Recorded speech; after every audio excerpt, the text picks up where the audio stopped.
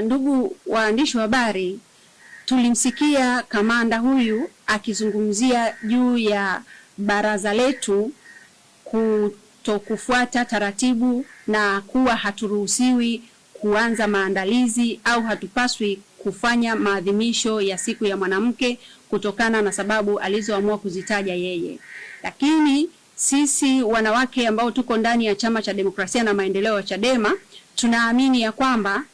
siku ya mwanamke duniani ni siku ambayo inaadhimishwa kijamii, lakini ni siku ambayo ni ya kimataifa inayopaswa kuadhimishwa na wanawake wote bila kujali dini, bila kujali itikadi zao, bila kujali kabila,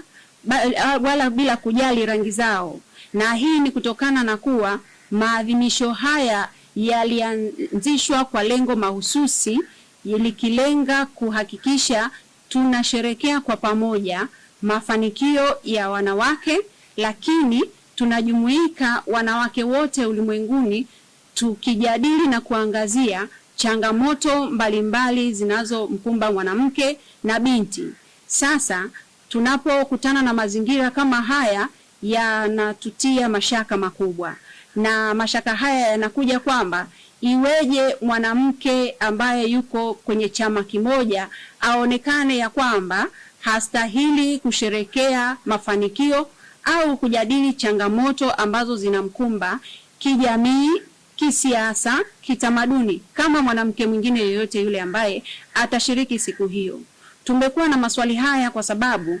tukiwa sisi ni miongoni mwa Watanzania, tuko kwenye nchi ambayo ni sehemu ya makubaliano ya kimataifa kwa maana ya UN Convention. Tanzania ilisaini mkataba kwenye UN huko, lakini pia Tanzania ni sehemu ya mataifa ambayo yamesaini mikataba mbalimbali ambayo inaazimia au inasimama kwenye kutetea na kusimamia haki za wanawake katika kupambania jinsia, usawa, lakini pia ikiangazia maendeleo endelevu ya mataifa haya, tukiwa tunatambua mchango mkubwa ambao unatolewa na wanawake.